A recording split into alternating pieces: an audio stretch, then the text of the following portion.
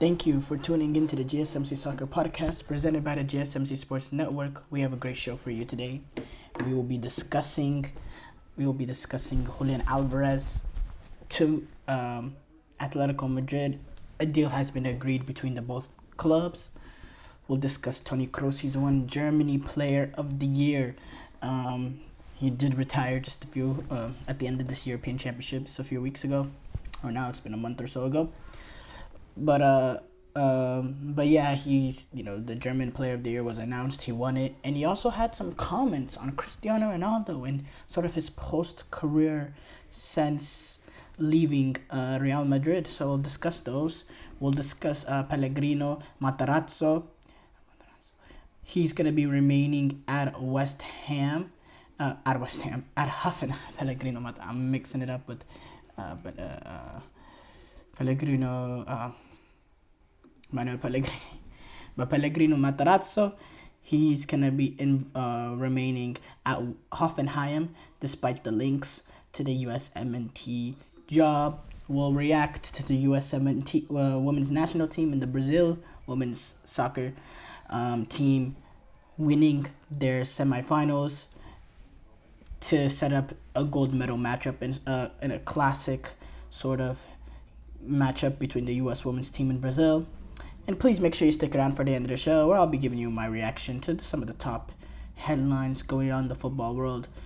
Before we start off, I'd like to ask that y'all please like and follow the show. Also, you get a number of questions that come in during the show, so to ensure that your questions get read on the air, I ask that you please use the tips and donations link at gsmcpodcast.net with your questions. This puts your questions at the top of the list so that I can see it, and it also really helps grow the show. So again, the link is gsmcpodcast.net.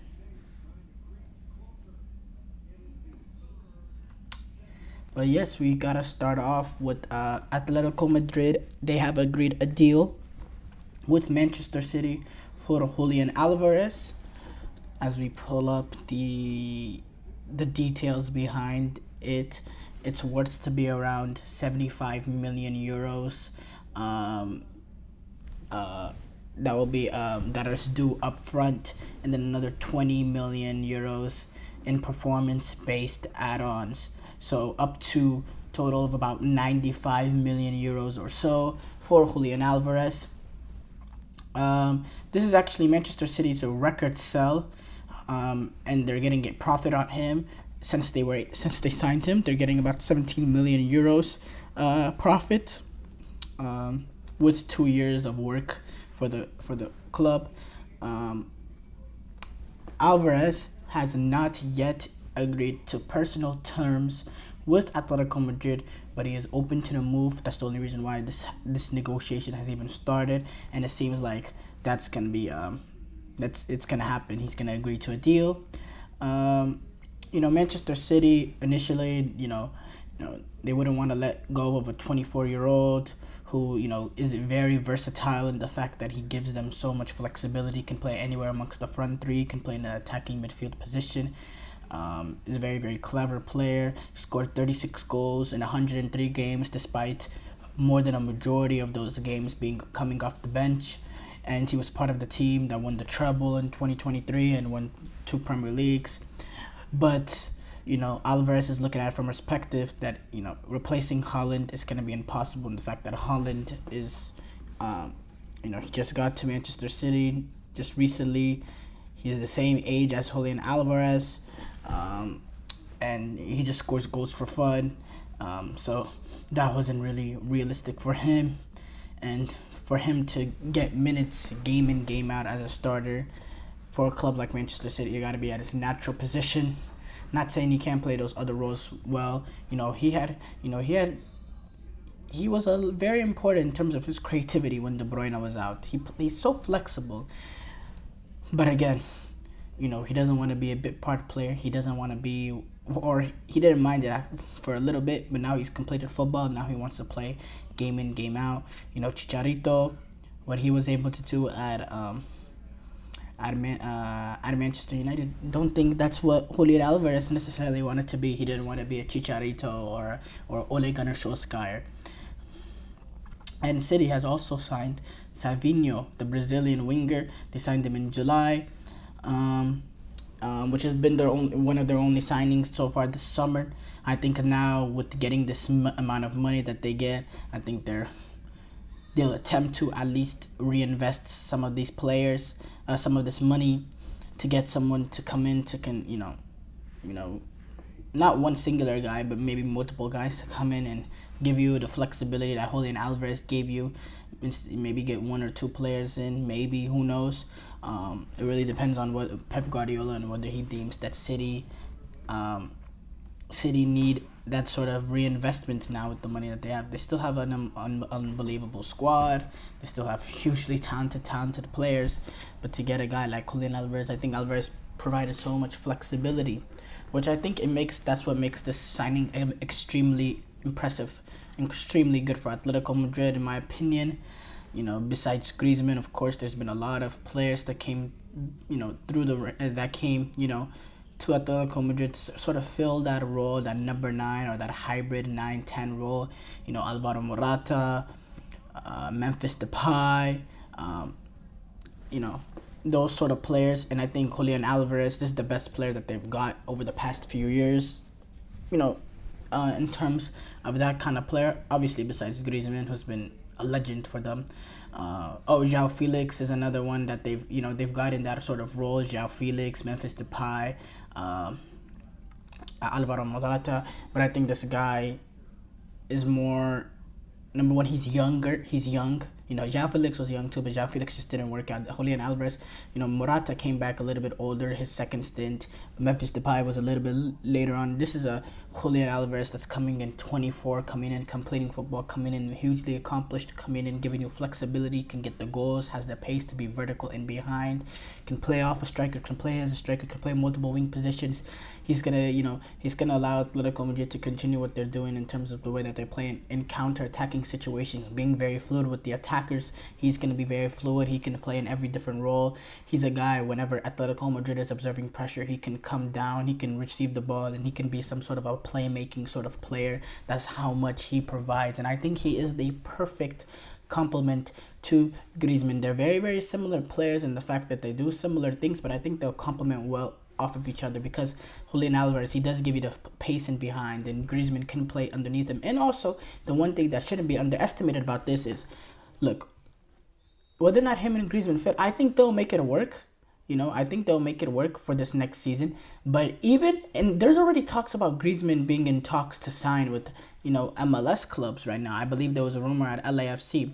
Even if they can get another year out of Antoine Griezmann, or this doesn't work, I think Julian Alvarez is the perfect complement to Julian Alvarez. Julian Alvarez is the perfect complement to Antoine Griezmann, in which he can play behind the striker. He'll make the runs in behind. He's a clever little player. He's tidy. He's comfortable in tight spaces. He'll work really, really hard. He'll drop down and he'll be a creative sort of player. He can play so many different roles. He'll make those clever runs. He's just that kind of player, and he's the perfect complement to Antoine Griezmann, and what's made Antoine Griezmann so successful under Diego Simeone at Atletico Madrid. And I think Julian Alvarez is the perfect complement to that. And I think he could be a deadly player. And I think the thing that makes him more dynamite in this Atletico Madrid is, Atletico Madrid, they're naturally more defensive. They naturally play low block and rely on transition to create most of their opportunities in terms of goal scoring. And when you have a guy with the pace of another player that they've signed over the past few years that fits that sort of player is, I talked about Morata, Depay, João Felix, but also Angel Correa. I think this is Julian Alvarez is an upgrade over all those.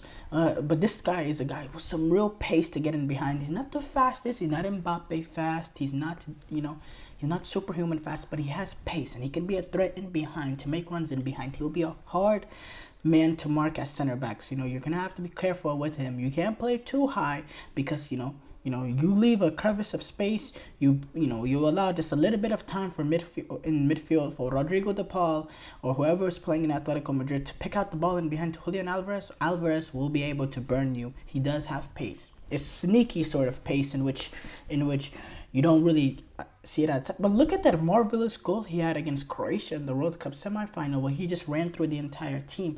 Not only does he have pace, but he also has pace on the ball. He's going to be at the right place at the right time. He will work hard too. That's also a massive thing. He'll work his blood off. He'll put blood, sweat, and tears to work hard for Diego Simeone to do the dirty defensive works. He'll press up whenever he's needed. He'll mark the holding midfielder to prevent an easy ball played in to play out of the pack. He'll do all the defensive work. He'll drop down. If they're observing pressure, of their suffering, if the other team is, has more of the ball, he's gonna be willing to run back and be that extra man to continue to tighten the block, to cut off passing lanes. He'll give you so much work rate at the same time.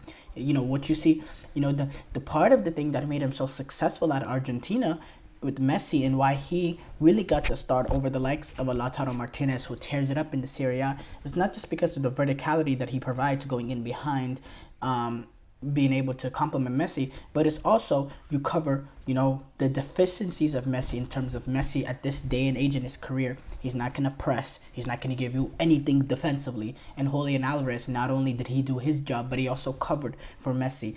And again, very similar to Griezmann in terms of, Mbappe.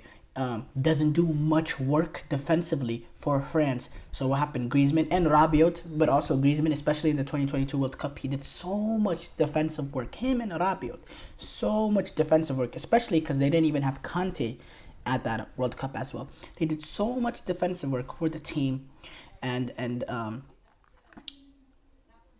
they were really pivotal. And Julian Alvarez, in my opinion, he'll also be really pivotal for them. But yes, going back to Manchester City, I think they did really well to be able to recoup the value for him, plus more.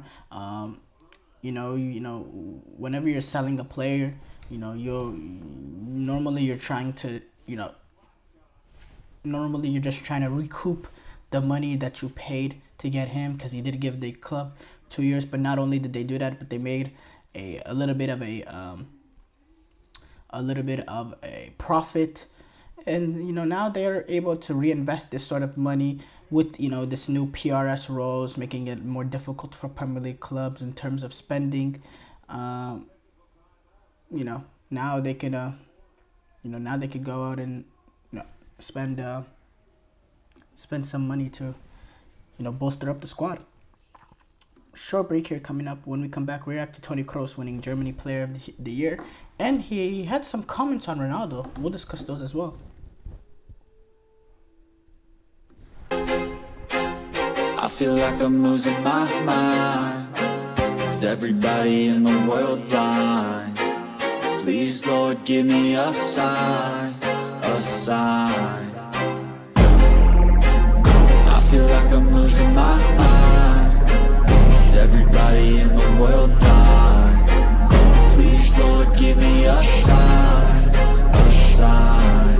I wanna be the greatest. Everybody on the fake shit. I look around and feel like everybody is the fakest. I make this every day and I'm impatient, hoping one day I blow up from the basement. Statement, the top is so vacant. I don't hear shit that I think is amazing. Waiting for my day when I'm playing sold out shows for 1,000 faces. Hey, give me that crown, get in my way and to be put down. It ain't your place, all this my town. If I want that shit, then I'll get it right now. I'm losing it, the noose it fits. I'm losing shit, a stupid myth. You choose to live or choose to dip. You choose to fight or lose your grip and lose a gift. I feel like I'm losing my mind. Is everybody in the world blind? Please, Lord, give me a sign, a sign. I feel like I'm losing my mind. Is everybody in the world blind?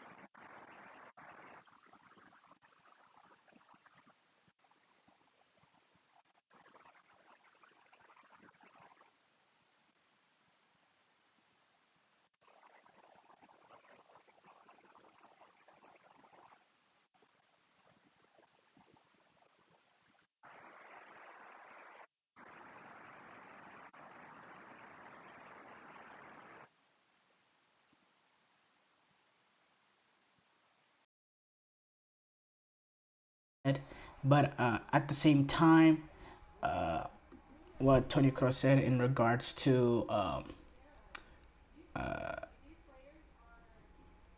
Ronaldo and his diverse trophies, he has not been successful post Real Madrid, yes, but I don't understand, with poking the bear in that sort of situation. We know Ronaldo has in the past been a little bit sensitive towards former teammates kind of betraying him in terms of things. Now, I don't think this is necessarily a betrayal, but I'm surprised. But Toni Kroos has always been an open-minded individual, and it's true. Ronaldo, he has not been anywhere near as successful since leaving Real Madrid. At Real Madrid, he won Champions Leagues, multiple Champions Leagues. He won La Ligas. Post that, he won a few, Serie A's at Juventus, and that's about it. That's all he won. So, it's just the truth. But he did also say, me and Cristiano Ronaldo are still in contact. We share a great relationship. So, I really don't think this is gonna really affect their relationship at all. Short break here coming up. When we come back, we'll react to Pellegrino Matarazzo remaining at Hoffenheim despite the links to the USMNT job, and I'll talk more about who the USMNT, who's their next option, who they should really go after now. Looking for your daily fix of sports talk without having to pay for it? GSMC Sports Network is available on YouTube. Just search GSMC Sports Network. Get your fix of daily sports talk shows on YouTube, absolutely free. NFL, college football, NBA, MLB, MMA, UFC, fantasy football, and so much more. GSMC Sports Network has shows running all day long, with new sports shows starting every 2 hours. Just like on your favorite cable sports channel, except GSMC Sports Network is absolutely free. Just search GSMC Sports Network on YouTube to catch one of your new favorite shows, like the GSMC College Football Podcast, Chip Shot Football Podcast, Hoops and Heels Women's Sports Podcast, GSMC Basketball Podcast, and so many more. Check it out for yourself. GSMC Sports Network, now available on YouTube absolutely free. Search GSMC Sports Network on YouTube right now. He has not been successful post Real Madrid, yes, but I don't understand, with poking the bear, Ronaldo and his diverse trophies, he has not been successful post Real Madrid, yes, but I don't understand, with poking the bear, in that sort of situation. We know Ronaldo has in the past.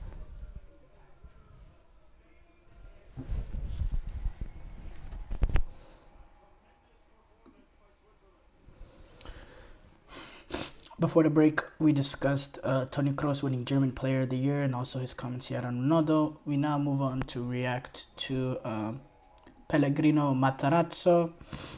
He's going to be remaining at Hoffenheim despite having links to the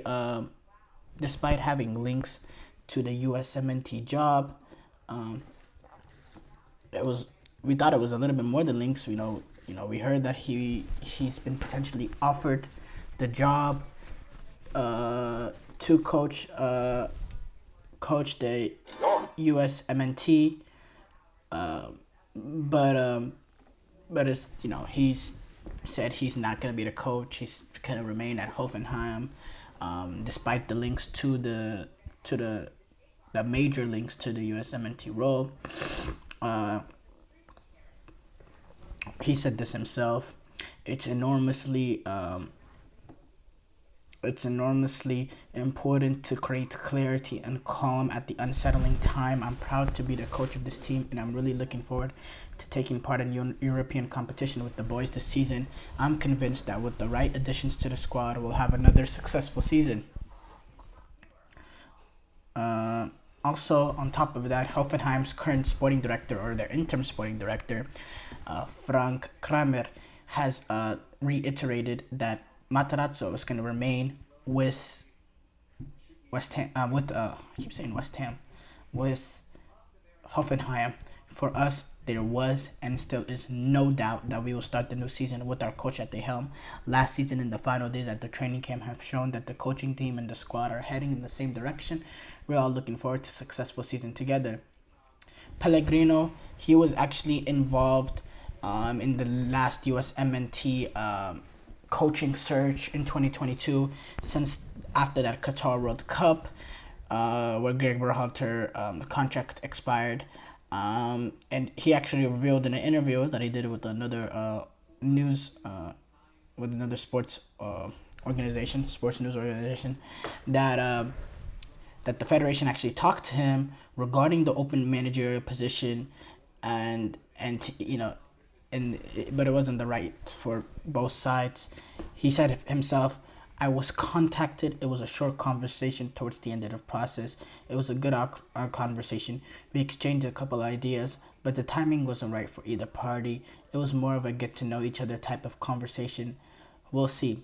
I think this is the right place to be at Hoffenheim. I think club football is for me at the moment, to be on the pitch every day, work with players every day where the learning curve is also the highest, but at the same time, parallel to anything, I'm always open to exchanging ideas with anybody who's looking for anything from me. I'm always looking to give back to US soccer, especially at some point. There's something connecting me back to the States, not only my family, just my whole upbringing." Now, the USMNT managerial position, it remains wide open, with Matt Crocker continuing to, look for candidates and all that. It's been reported that they won't be afraid to go after the big names. Now, when I mean the big names, I mean like the big names like a Pellegrino, Matarazzo, the players, the coaches that we have that are coaching in European football, that are, that are feasible, that are American or feasible. Pellegrino, Matarazzo being one of them. But at the same time, it's really disappointing also with the footballing, the football brains of some of the people that really are at higher positions in the media in terms of look, I understand that there's probably a friendship agenda here, but with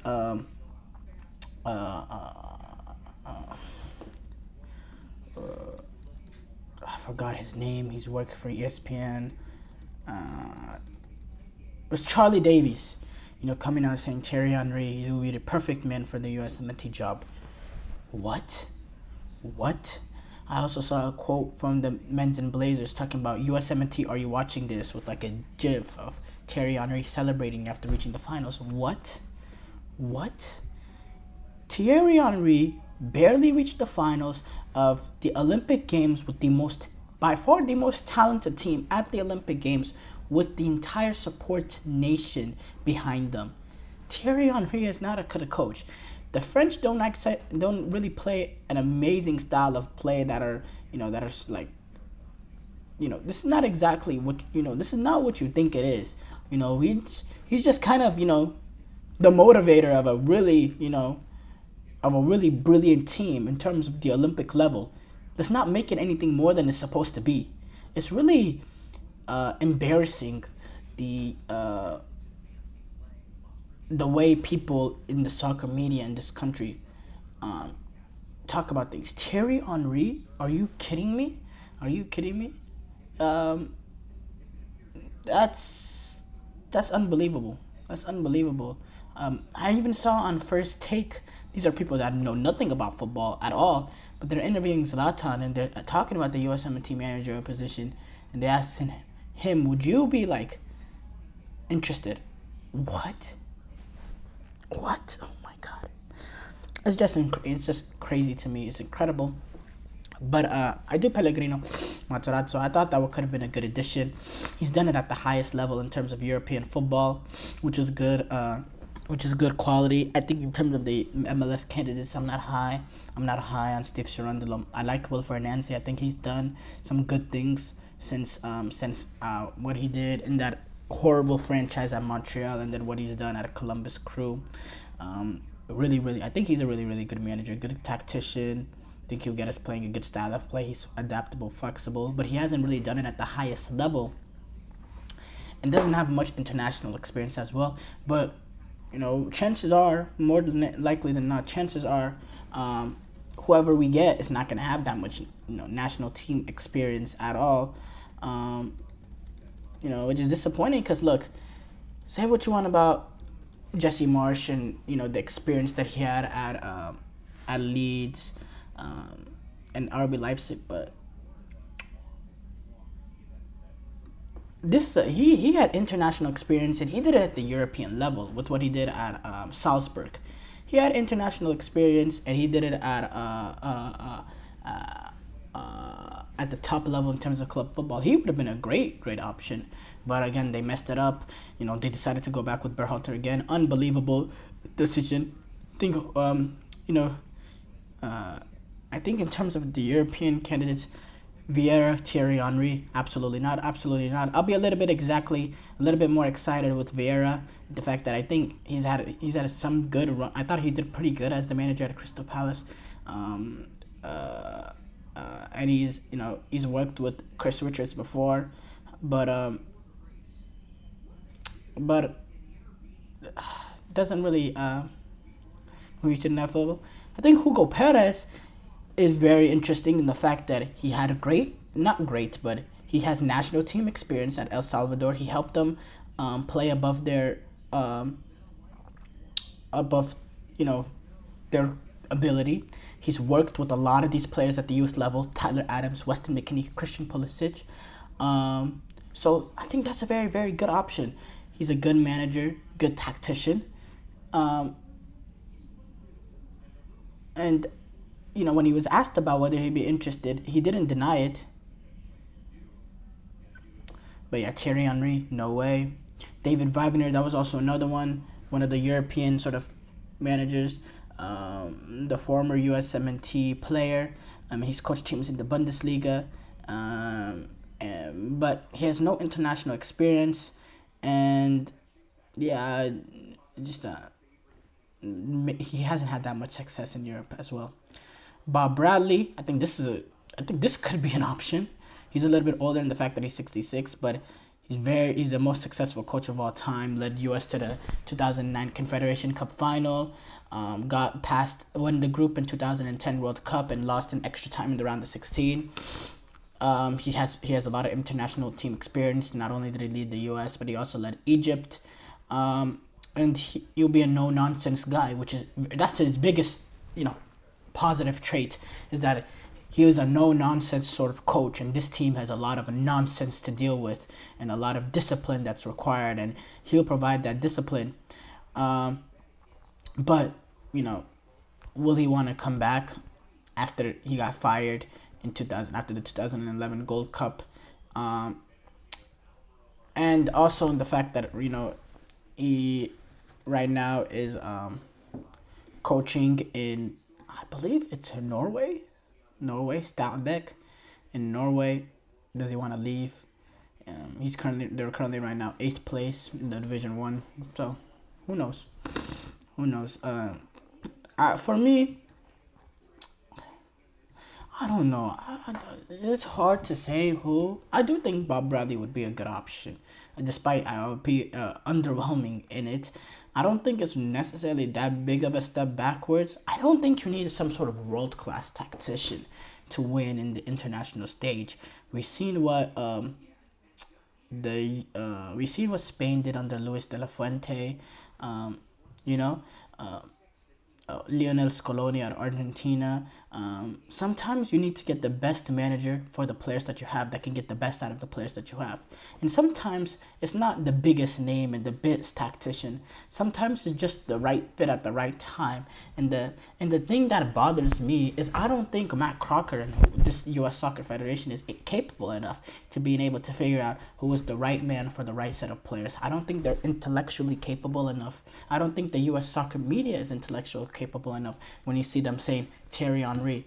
What? Like, are you kidding me? What is that? What? It's unbelievable. But yes, we gotta take a short break here. When we come back, we'll discuss the U.S. women's national team and the Brazilian women's soccer team winning their semifinals to set up a gold medal rematch. Not rematch, but gold medal match.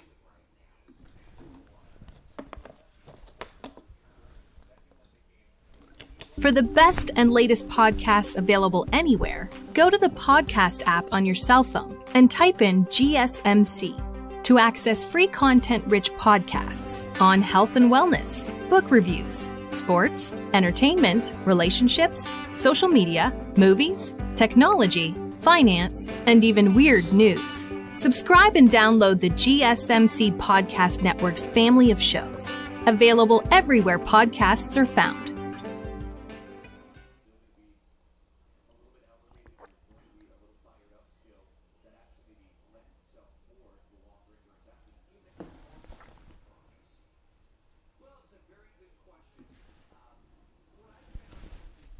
Before the break, we discussed the Matarazzo remaining at the declining the USWNT sort of role to remain at Hoffenheim. We move on to discuss the U.S. women's national team and Brazil women's soccer winning their semifinals to set up this gold medal rematch. Let's go to it real quick.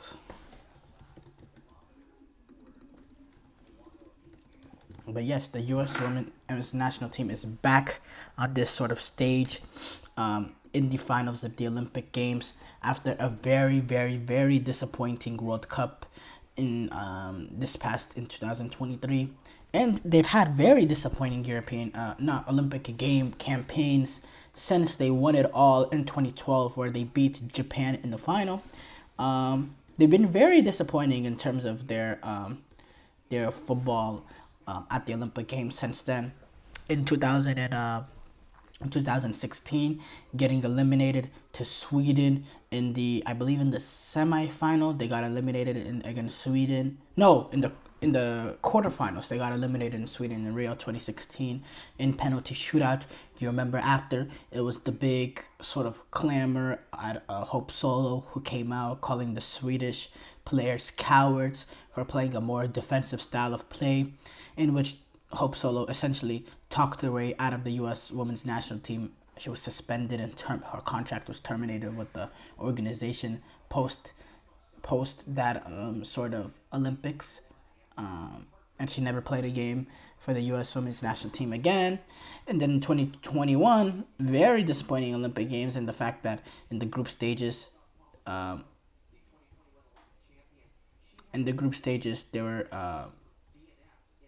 they didn't win the group. They finished second. They only won one game in their group. They only got 4 points, 1 win, 1 draw, 1 loss. They were goal differential away from being a third place team. They were really, really poor. They started off their tournament with a 3-0 loss to Sweden. But they were able to get out of their. They were able to still get out of the group, and they were able to get past Netherlands on penalties. But then against Canada, they were figured out. They got beat by Canada, and they reached the bronze medal game where they were able to win the bronze medal. But again, for the U.S. women's national team, that's not really much of an accomplishment. And at these Olympic Games, they had a good group stages, dominated the likes of Germany, Australia, Zambia, played good football, got the goals in, defended really, really well. And then they were tested in the knockout stages in terms of not playing their best, but being able to get the job done, being able to get it done, being scruffy in both extra times, reaching extra time in both games and getting that breakthrough and defending that lead. They've had it good in terms of dominance, but they've also been tested, which makes them deadly, because, some things that make you fragile in these sort of one-off games is when you've dominated teams and then you get punched in the mouth. Can you respond? They've been able to respond in terms of being able to get the breakthrough. Now, they haven't been down at all since they've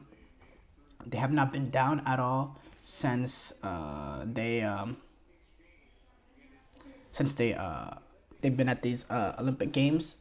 They have not been down at all, and we'll see how they can respond if they do go down against Brazil. but they've been very, very impressive. And Emma Hayes, it just shows, this is a message to the U.S. men's national team as well when they do this coaching search. This is what bringing a world-class coach can do. You can get the best out of the talent there, or you can even elevate the team past their ability when you're able to get those sort of players. When you're able to get that sort of manager that can get the best out of your players. The U.S. men's national team haven't had that manager this past campaign, and haven't had a manager that's like that for a real while now. So, it's time for the USWNT to step up their search. Now, obviously, they can't do what the U.S. women's national team do and get the best in class like Emma Hayes, because the U.S. women's national team is a more, in terms of in women's football, it's a more desired job than the USMNT is in men's football, but you could still get a brilliant manager, and the U.S. men's role. But yeah, what Emma Hayes has been able to do is brilliant, and they're able to get past to these finals. And the transition was really fast, which was amazing. Emma Hayes just came in a few months ago. That's the incredible thing too. The Brazilian women's national team, they were able to get into the finals as well after they defeated Spain 4-2 in the semifinals, in a game that they didn't have much possession at all, which was the brilliant part of it. They didn't have much possession at all. They number one, this was a massive upset in that Spain, they just won the last World Cup, and they were the heavy favorites to go back and win the Olympic Games. Now, it's difficult because I don't think there's ever been a team that's won an Olympic Games right after winning that World Cup. I don't think that's ever happened. That hasn't actually ever happened. But what Brazil was able to do in this game was absolutely brilliant. Number one, they had 23 possession of the ball. 23% possession of the ball. But in terms of opportunities that they were able to create, they created so many up. They had 17 shots despite only having 23% possession. They were really outplayed in terms of creating chances than Spain. Now Spain, they were down like 3-4-0, so they had to they really turned it up in terms of the pressure. They got 26 shots, but a lot of it came later on in the second half. But in terms of general play, Brazil created much more opportunities, and they were absolutely deadly in transition. And Spain, they have not been able to defend all tournament long, especially in the knockout stages, and they just got exposed defensively in transition. They controlled the ball so much, which makes them better defensively, because they're not really tested defensively when you're able to have that much control of the ball. But man, whenever they lost the ball and Brazil was able to find space, there was so much space for Brazil to find, and it was one good ball away from a clear goal-scoring opportunity. And that's what happened. Brazil absolutely pelted them. Brazil was up 3-0 in this game. Brazil was up 4-1. 4-2 really flatters Spain. Brazil were really dominant in this game. Spain, they started off very slow against Colombia. They went 2-0 down. They were able to come back in that. They won that game. You're not going to be able to do that two times. Or no, they were down. Yeah. But you're not able to do that two times in a row, going up against a little bit better opposition in Brazil. With real quality and transition, you get done. And it's different because this is not how Brazil normally plays. They're not satisfied with 23% possession. I'd like to see the reaction from Brazilian media regarding reading the Olympic Games. Now, I think they'll still be satisfied in the fact that Brazilian football in general has not been successful over the past years or so. So they'll be happy with anything that they can get. But yeah, I'm really fascinated, really fascinated in terms of how Brazilian football is going to be looked at in terms of the Brazilian media. But yeah, they were absolutely brilliant. Spain, they were really good as well. Not Spain, USWNT women's national team, they were actually really good as well, getting to this journey, getting here where they are today. And this sets up a sort of classic, old school sort of rivalry, really a football heritage type of game in terms of women's football. Brazil, USA in the Olympic Games finals. We've got these games in big World Cup ties. We've also got these games in big Olympic games. I believe I think it was 2008 gold medal women's football match was between was between it was between the U.S. women's national team and Brazil. They won 2-1, with Carly Lloyd scoring the winner. But also part of this that's gonna be part of this game, this gold medal game. Marta, she's gonna make a return. Brazil women's team was able to do their job to get Marta for that swan song. She's gonna be able to play in the final after she got red carded in that final group stage game and she got suspended for 2 games. She's gonna be back, so that's gonna be a great storyline as well. So fascinating gold medal matchup coming up. Short break here coming up. When we come back, we'll react to some of the top soccer headlines.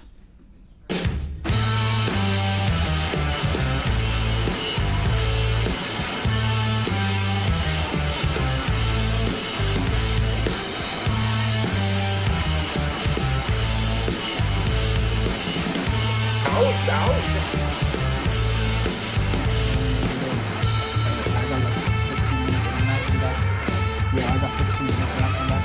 I got 15 minutes and I can come back. But what happened? I saw that too.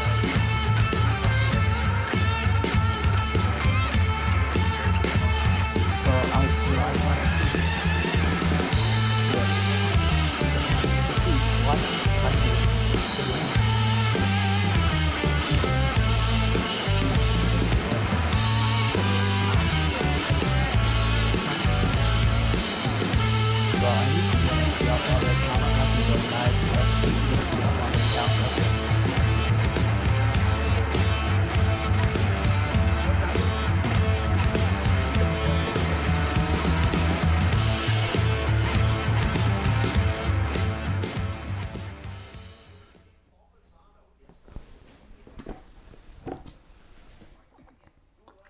Before the break, we reacted to the U.S. women's national team and Brazilian women's soccer team reaching the final. We move on to talk about some of the top soccer headlines going on, and we start off, we've talked about this a few times, but it's edging closer and closer. Dani Olmo is going to be a Barcelona player. Barcelona has reached an agreement, Barcelona reached a verbal agreement, whatever that means, with RB Leipzig to sign Dani Olmo. It's around 55 million euros with 7 million in add-ons. He's going to be signing a 6-year contract with the club.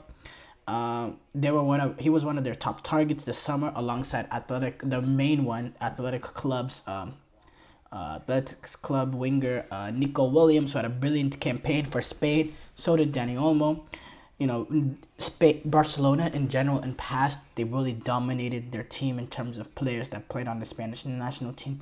You go back to that 2010 team that won the World Cup for Spain.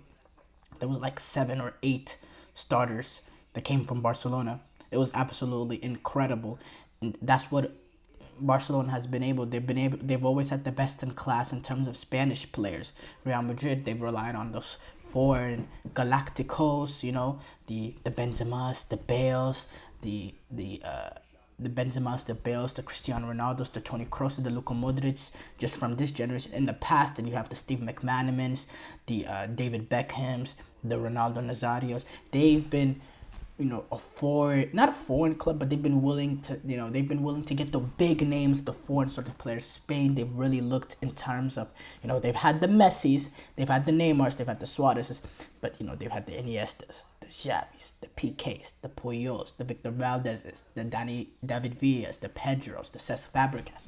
They've always had the best in class in terms of Spanish talent, and they're taking advantage of this current Spain team that reached the European Championship. Dani Olmo was a huge critical part of this team, coming off the bench and being able to be the replacement for Pedri when he got injured, being able to get into the box, find pocket of space to get goals, controlling the play in terms of his ability and the ball, playing in tight spaces. They wanted to get Nico Williams to pair him up with Lamine Yamal to have that dynamite of verticality that Spain was able to have. They wanted to create that at Barcelona. They weren't really able to do that this season because of their financial issues, but they're able. It seems like they're going to be able to get Dani Olmo in, and I think that'll be a good addition for them. I think it's a little bit confusing in the fact that I think if you can't get Nico Williams, I would have got a world-class sort of number 6 that could have been sort of the replacement for Cesc Fabregas, can do that holding sort of midfield role. But But Danny Olmo's still a really, really good player, and I think with Hansi Flick, he'll be able to deploy him. I think they will make it work. This is gonna push Frenkie de Jong deeper in midfield, almost in the holding sort of role, which he's capable of playing. Is not his best position by any means, but he's capable of playing that role. So yeah. Christian Pulisic, he was able to score as AC Milan were able to defeat Barcelona in Baltimore at the Raven Stadium, the MNT Bank Stadium. These two teams, they're preparing for their club season. Lewandowski, he scored twice. Christian Pulisic, he was able to score for Milan, and they finished 2-2 before heading into a shootout in which Milan won. Pulisic, he was actually able to set up Jovic early in the first half, and then he scored on his own as well, with a nice little clever shot past Ter Stegen, and Milan were up 2-0, and then Lewandowski, he pulled one back right before halftime, and then they were able to get that second. Lewandowski was able to get a second 60th minute or so. Then they went to penalties, and honestly, who cares who won? I mean, it's preseason. But yeah. Real Madrid, they took on Chelsea. They ended their preseason tour, their American tour. They beat Chelsea 2-1 in Bank of America Stadium, the Carolina Panthers Stadium in Charlotte. Mbappe, Jude Bellingham, they have not been involved at all in this preseason tour. Vinicius Jr., he actually played in this game. Madrid actually doubled their lead after Brahim Diaz, when Brahim Diaz actually was able to receive a ball from Vinicius Jr., and he was able to get past Chelsea's new signing, goalkeeper Philip Jorgensen. Chelsea, they didn't play really bad. They had a few opportunities. They pulled a goal from Nana Madueke, who got a cross from Enzo Fernandez, who's back playing games for Chelsea. We know that sort of situation that happened. But now Ancelotti and this Real Madrid time, they're going to turn their attention to the UEFA Super Cup. Well, they'll be taking on Atalanta. This is a game between the last year's Champions League winner and last year's Europa League winner. It's their first chance for a trophy this season, a game that matters, not preseason game. This game does matter to an extent, and it's going to be the UEFA Super Cup. It'll be played on August 14th, which is next Wednesday. I believe, they always play this game really in a smaller stadium. Has a chance for a little bit, new fans.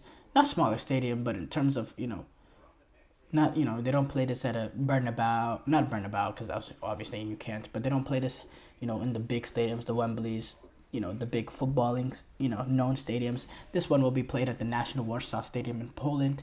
They tend to, really do a European tour in terms of these sort of games.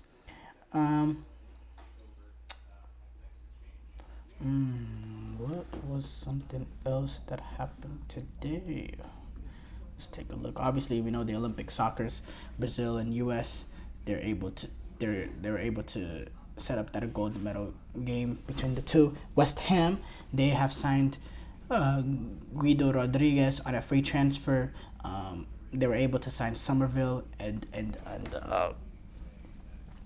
the big one, Nicholas Füllkrug, over the past 2 games.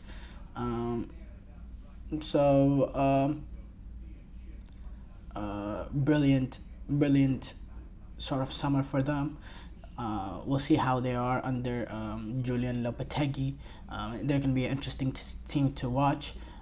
Very interesting team to watch in my opinion. I do like Füllkrug, really, really good player. Somerville as well. I think he's been really good for Leeds, has quality. Newcastle, they're close to agreeing to a £60 million deal with Crystal Palace for Guehi, which is going to be interesting because if that goes through, number one, will he be a starter for them immediately? You sign a center back for 60 million plus. You want him. He needs to immediately go in as a starter. But Newcastle United, they have some proper center backs right now with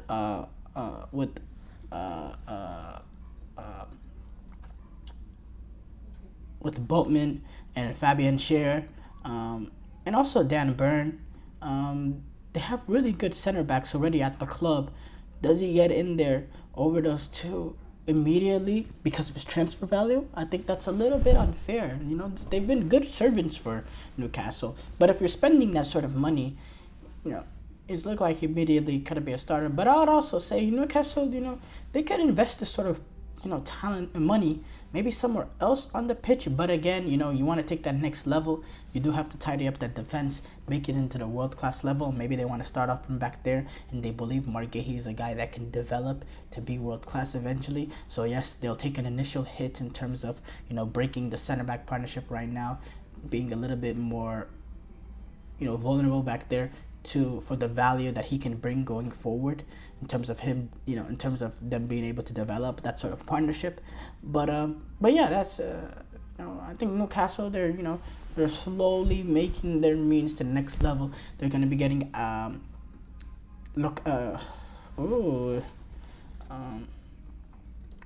they'll be getting Tonali back after his ban for loan.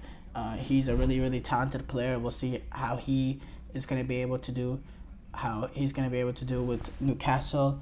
I believe his return date is set for October 20.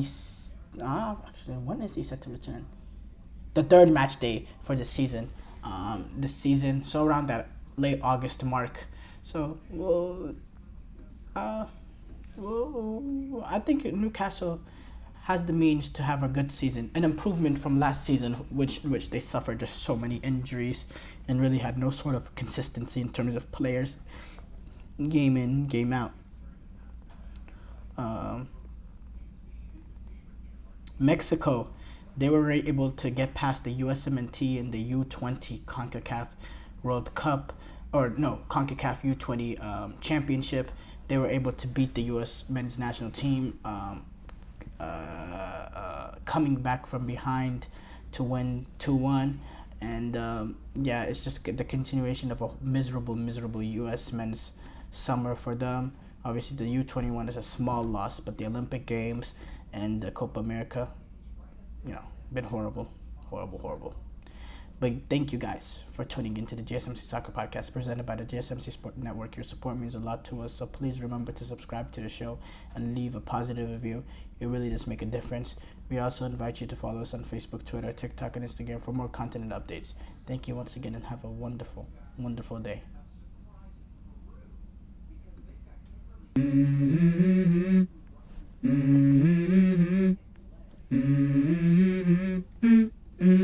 Let's go.